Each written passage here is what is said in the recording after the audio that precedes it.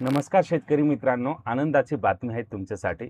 अखेर शेतकरी कर्जमाफी योजना जाहीर झालेली आहे. सरकारने कर्जमाफी योजनेची अंमलबजावणी केलेली आहे आणि जी-आर सुद्धा काढलेले आहेत. आज 2 जून 2026 रोजी म्हणजे काल हा जी-आर आलेला आहे आणि या योजनेमध्ये या जी-आरमध्ये काय-काय आहेत, कोण-कोण शेतकरी पात्र असणार आहेत, किती रुपयांपर्यंत कर्जमाफी होणार आहेत, हे संपूर्ण आपण या व्हिडिओत बघणार आहोत. हा संपूर्ण जी-आर आहे. या जी-आरवर संपूर्ण दिलेले आहेत डिटेलमध्ये हे आपण बघणार आहोत. तर मित्रांनो, पुण्यश्लोक अहिल्याबाई होळकर योजना, शेतकरी कर्जमुक्ती योजना 2026 असे या योजनेला नाव दिलेलं आहे. तुम्ही बघू शकता 2 जून 2026 रोजी हा जी-आर काढलेला आहे.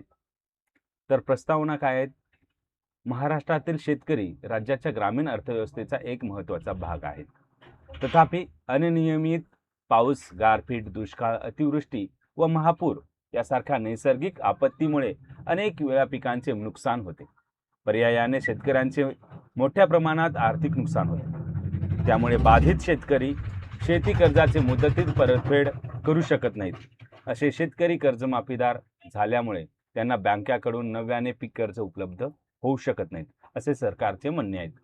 शेतकऱ्यांवरील कर्जाचा बोजा कमी करण्यासाठी शासनाने यापूर्वी छत्रपती शिवाजी महाराज शेतकरी सन्मान योजना 2017, महात्मा ज्योतिराव फुले शेतकरी कर्जमाफी योजना 2019 व महात्मा ज्योतिराव फुले शेतकरी कर्जमुक्ती योजनेअंतर्गत प्रोत्साहनपर लाभ योजना 2022 जाहीर करून शेतकऱ्यांना वेळोवेळी भरीव मदत केली आहे. तर सरकारने जाहीर केलेले आहेत की 3 वेळा आम्ही कर्जमाफी केलेले आहेत. एक 2017ला, 2019ला आणि 2022ला. तर राज्यातील शेतकरी कर्जमुक्तीनंतरही वारंवार थकीत कर्जाच्या दुष्ट चक्रामध्ये अडकत असल्याचे दिसून येत आहेत. त्यामुळे शेती क्षेत्रात आणि शेतकऱ्यांच्या जीवनात आमूलाग्र बदल घडवून शेतकऱ्यांची थकीत कर्जाच्या विळख्यातून कायमस्वरूपी सोडवणूक करण्यासाठी आपत्कालीन व दीर्घकालीन उपाययोजना करण्याची आवश्यकता आहे. या दृष्टीने शासनास अभ्यासपूर्ण शिफारसी सादर करण्यासाठी श्री परवीन देसाई, माननीय मुख्यमंत्री यांचे प्रमुख आर्थिक सल्लागार तथा मुख्य कार्यकारी अधिकारी मित्र यांच्या अध्यक्षतेखाली दिनांक 30/10/2025 रोजीच्या शासन निर्णयाद्वारे उच्चाधिकार समिती गठीत करण्यात आली होती. सदर समितीने दिनांक 30/4/2026 रोजी शासनास अहवाल सादर केला. तर समिती गठीत केली होती आणि त्यांनी 30/4/2026ला अहवाल सादर केला. दरम्यान सन 2026च्या अर्थसंकल्पीय अधिवेशनात दिनांक 6/3/2026 रोजी माननीय मुख्यमंत्री महोदय यांनी सन 2026-27 अर्थसंकल्प सादर करताना राज्यातील 30/9/2025 रोजी पीक कर्ज थकीत असणाऱ्या पात्र शेतकऱ्यांना रुपये 2 लाख पर्यंत कर्जमुक्ती देण्यासाठी पुण्यश्लोक अहिल्याबाई होळकर शेतकरी कर्जमुक्ती योजना जाहीर केली आहे. जे शेतकरी कर्ज घेऊन नियमित परतफेड करतात अशा शेतकऱ्यांनाही प्रोत्साहन देण्याच्या हेतूने रुपये 50,000 पर्यंत प्रोत्साहनपर लाभ देण्यात येईल. कर्जमुक्ती तसेच प्रोत्साहनपर लाभ देण्याबरोबरच राज्यातील बँकिंग यंत्रणा सक्षम असावी यासाठी तसेच शेतकरी वारंवार कर्जबाजारी न होता त्याला कायमस्वरूपी कर्जमुक्त करण्यासाठी समितीच्या शिफारशीनुसार दीर्घकालीन उपाययोजना करण्यात येतील, अशी माननीय मुख्यमंत्री महोदय यांनी अर्थसंकल्पीय अधिवेशनात घोषणा केली आहे. म्हणजे 2 लाखापर्यंत कर्जमाफी आणि 50,000 प्रोत्साहनपर बक्षीस जे नियमित कर्जफेड करतात. पण कोणाला हे आपण समोर जाणून घेणार आहोत. तर वरील प्रमाणे शासनाने नियुक्त केलेल्या उच्चाधिकार समितीने सादर केलेल्या अहवालात शासनास अल्पकालीन उपाययोजना व दीर्घकालीन संरचनात्मक सुधारणा सुचविल्या आहेत. समितीने सुचविलेल्या दीर्घकालीन सुधारणामध्ये प्रामुख्याने शेती व शेतीपूरक व्यवसायांच्या अनुषंगाने धोरणात्मक शिफारसी केल्या आहेत.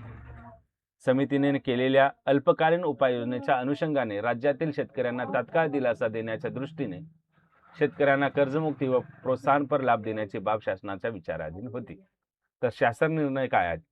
उपरोक्त प्रस्तावनेत नमूद केलेल्या पार्श्वभूमीवर दिनांक 2/6/2026 रोजी झालेल्या मंत्रिमंडळ बैठकीत राज्यातील थकबाकीदार शेतकऱ्यांना कर्जमुक्ती व कर्जाची नियमित परतफेड करणाऱ्या शेतकऱ्यांना प्रोत्साहनपर लाभ देण्याबाबत निर्णय घेण्यात आला आहे.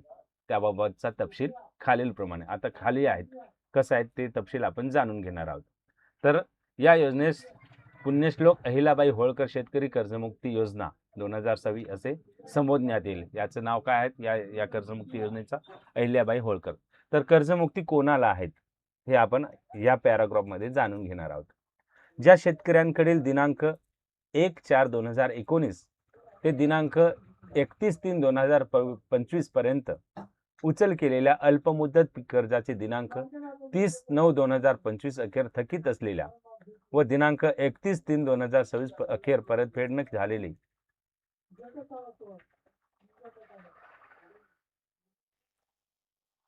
अधिकतम कर्ज मुद्दल व्याजासह अधिकतम रक्कम रुपये 2 लाखांपर्यंत आहे. अशा शेतकऱ्यांची जमीन धारण्याचे क्षेत्र विचारात न घेता, म्हणजे कितीही जमीन असू शकते, म्हणजे असं नाही की अल्पभूधारक 5 एकरपर्यंत 7 एकरपर्यंत असं नाही. कितीही शेतकरी शेती असो त्यांना 2 लाखापर्यंत कर्ज, त्यांचा कर्ज खात्यात रुपये 2 लाखापर्यंत कर्जमुक्तीचा लाभ देण्यात येईल.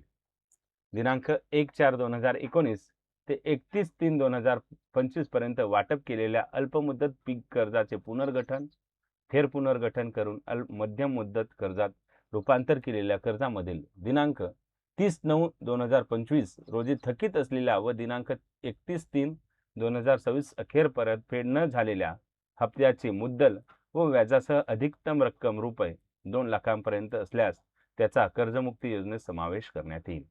या योजनेमध्ये उपरोक्त नमूद केल्याप्रमाणे पीक कर्ज व पीक कर्जाचे केलेले पुनर्गठित कर्ज यांची दिनांक 30/9/2025 रोजी थकीत असलेल्या व दिनांक 31/3/2026 पर्यंत कर्ज परतफेड न झालेल्या शेतकऱ्यांच्या एक किंवा अनेक बँकाकडील सर्व कर्ज खात्यांची एकत्रित थकबाकीची रक्कम विचारात घेऊन प्रति शेतकरी रुपये 2 लाख मर्यादेपर्यंत कर्जमुक्तीचा लाभ देण्यात येईल. म्हणजे तुमचे कितीही बँक असो त्या बँके सर्व एकत्रित करून 2 लाखांपर्यंत कर्जमुक्तीचा लाभ भेटणार आहेत. म्हणजे 1/4/2019 ते 31/3/2025 पर्यंत. आता बघूया समोर.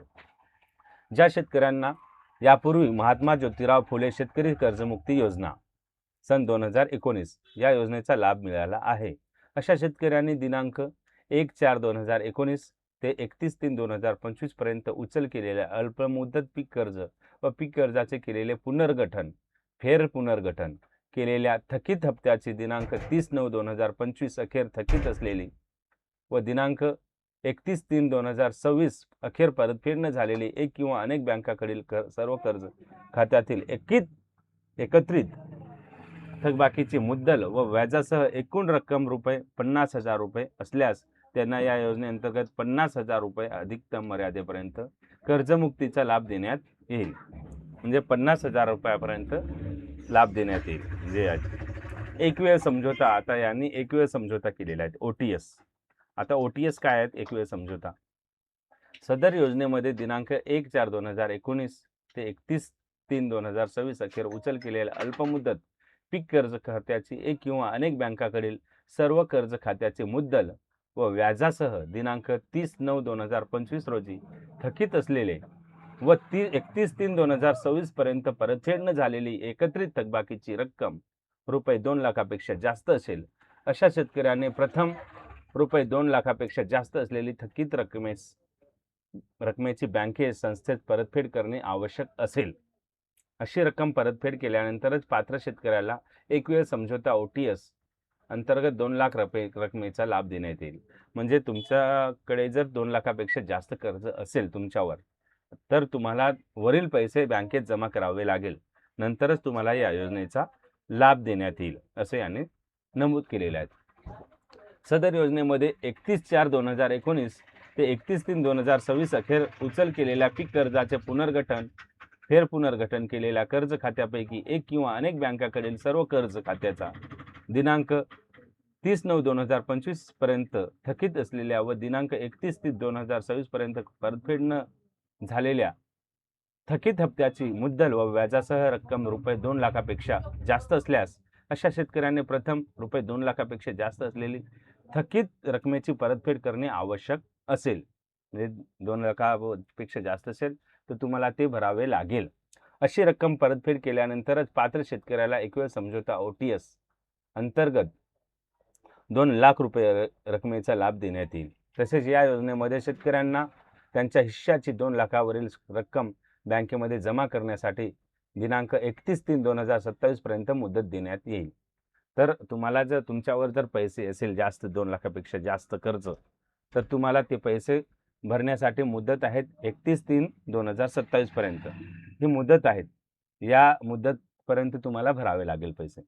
ज्या शेतकऱ्यांना यापूर्वी महात्मा ज्योतिराव फुले शेतकरी कर्जमुक्ती योजना 2019चा लाभ मिळाला आहे, अशा शेतकऱ्यांनी दिनांक 3/4/2019 ते 31/3/2025 पर्यंत उचल केलेल्या अल्पमुदत पीक कर्ज व पीक कर्जाचे केलेले पुनर्गठन, फेरपुनर्गठन केलेल्या थकीत हप्त्याचे दिनांक 30/9/2025 अखेर थकीत असलेले व दिनांक 31/3/2026 अखेर परतफेड न झालेली एक किंवा अनेक बँकाकडील सर्व कर्ज खात्यातील एकत्रित थकबाकीचे मुद्दल व व्याजासह एकूण रक्कम रुपये 50,000 पेक्षा जास्त असल्यास अशा शेतकऱ्यांनी त्यांच्या थकीत रकमेपैकी रुपये 50,000 वरील संपूर्ण थकबाकी बँकेकडे जमा केल्यानंतर त्यांना रुपये 50,000 प्रति शेतकरी कर्जमुक्तीचा एकवेळ समझोता योजनेचा लाभ देण्यात येईल. तसेच या योजनेमध्ये शेतकऱ्यांना त्यांच्या हिश्शाची रुपये 50,000 वरील रक्कम बँकेमध्ये जमा करण्यासाठी 31/3/2027 पर्यंत मुदत देण्यात येईल. यांना सुद्धा 31/3/2000 पर्यंत म्हणजे वरील पैसे भरावे लागेल. नंतरच तुम्हाला संपूर्ण कर्जमाफीचा लाभ घेण्यात येईल असं त्यांनी सांगितलेलं आहे. तर तिसरं काय, राष्ट्रीयकृत बँका, खाजगी बँका व ग्रामीण बँकाकडील शेतकऱ्यांचा पीक कर्ज पुनर्गठित अनुत्पादित कर्जांना NPA अकाउंट्स कर्जमुक्ती एक वेळ समझोता योजनेचा लाभ देत असताना अनुत्पादित कर्जाच्या तारखेनुसार डेट ऑफ NPA खतावणी शिल्लक लीडर बॅलन्स निश्चित केलेल्या टक्केवारीप्रमाणे सूट देण्याची रक्कम निश्चित केली जाईल. यासाठी बँकासोबत वाटाघाटी करून सूट द्यावयाच्या रकमेचे प्रमाण निश्चित करण्यासाठी अप्पर मुख्य सचिव वित्त यांचे अध्यक्षतेखालील प्रधान सचिव सहकार व्यवस्थापकीय संचालक IIT प्रशासक महाराष्ट्र राज्य सहकारी बँक मर्यादित मुंबई समन्वयक राज्यस्तरीय बँकर्स समिती पुणे यह सल्लागार आयुक्त निबंधक सहकारी संस्था पुणे यांची समिती नेमण्यात येईल. ही समिती उत्पादित कर्जाबाबत NPA अकाउंट सूट देण्यात येणारी रक्कम बँकाशी वाटाघाटी करून निश्चित करेल. आता प्रोत्साहनपर 50,000 रुपये कोणाला मिळेल हे आपण जाणून घेणार आहोत.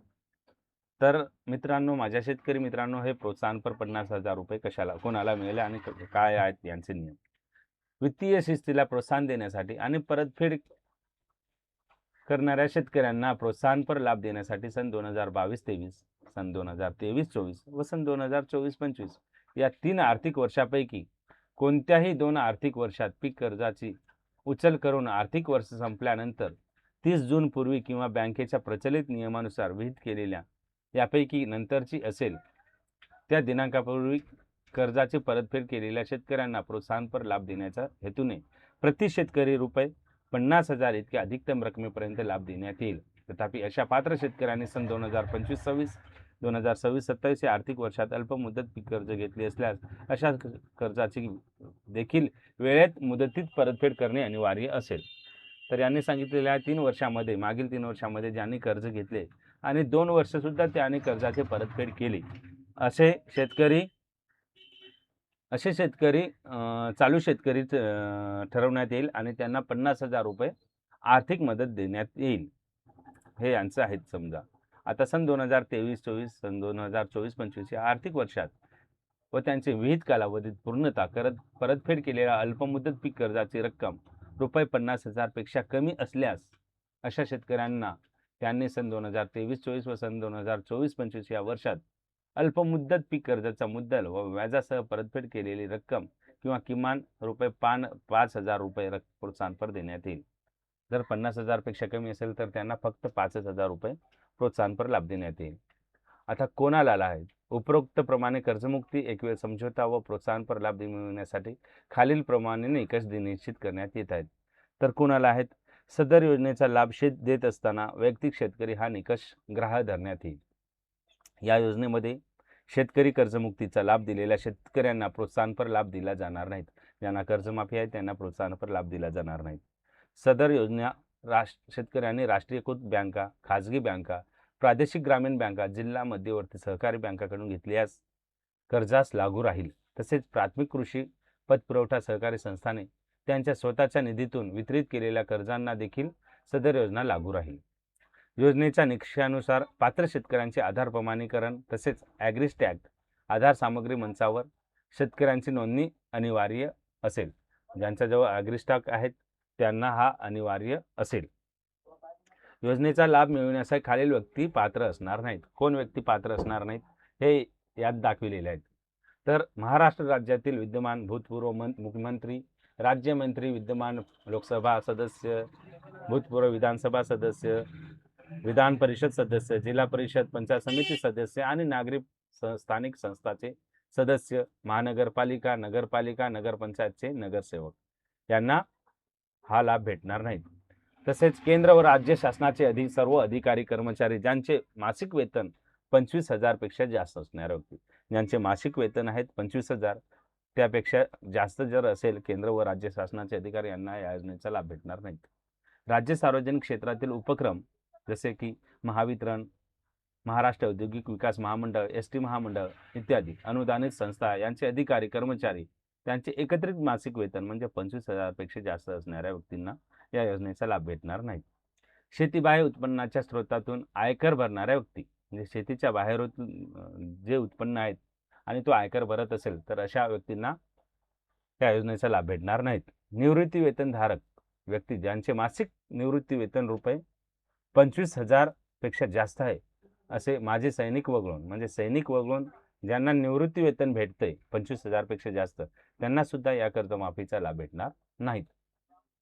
कृषी उत्पन्न बाजार समित्या, सहकारी साखर कारखाने, सहकारी सूतगिरण्या, नागरी सहकारी बँका, जिल्हा मध्यवर्ती सहकारी बँका, महाराष्ट्र राज्य सहकारी बँक लिमिटेड, सहकारी दूध संघ या संस्थाचे पदाधिकारी, अध्यक्ष, उपाध्यक्ष व संचालक मंडळ अधिकारी तथा व कर्मचारी यांचे एकत्रित वेतन रुपये 25,000 पेक्षा जास्त असणारे व्यक्ती तथापि सहकारी साखर कारखान्याचे हंगामी कामगार योजनेसाठी अपात्र असणार नाहीत. हे अपात्र असणार नाही म्हणते म्हणजे यांना भेटणार. समजा योजनेची अंमलबजावणी प्रक्रिया कोण कोण करणार आहेत, यांचे अध्यक्ष कोण आहेत तर मुख्यमंत्री, उपमुख्यमंत्री, सदस्य. अध्यक्ष मुख्यमंत्री आहेत आणि उपमुख्यमंत्री, सदस्य, मंत्री, महसूल सदस्य हे या योजनेत जे काय निकष आहेत याचे हे सदस्य आणि अध्यक्ष असणार आहेत. तर हे आहेत संपूर्ण कर्जमाफीची 7 पेजचा हा GR सरकारने काढलेला आहे. यामध्ये तुम्हाला अजूनही काही डिटेल पाहिजे असेल तर कमेंटमध्ये नक्की सांगा. मी त्यांचं उत्तर देण्याचा प्रयत्न करतो आणि पुन्हा तुमच्या कमेंट्सवर मी व्हिडिओ बनवण्याचा प्रयत्न करेल. तुमची काही समस्या असेल तर नक्की सांगा. तर व्हिडिओ आवडल्यास लाईक करा, चॅनलला सबस्क्राईब करा मित्रांनो. व्हिडिओ संपूर्ण अजूनही डिटेलमध्ये तुम्हाला पाहिजे असेल तर मी डायरेक्ट तुम्हाला सांगण्याचा प्रयत्न करतो. तुम्हाला नाही समजलं असेल मी का पूर्ण वाचलोय की तुम्हाला हा संपूर्ण GR डिटेलमध्ये समजला पाहिजे. तुम्हाला डिटेलमध्ये समजलं पाहिजे म्हणून हा GR संपूर्ण वाचून दाखवण्यात आला आहे. तर भेटूया मित्रांनो पुढच्या व्हिडिओत. तोपर्यंत जय हिंद, वंदे मातरम.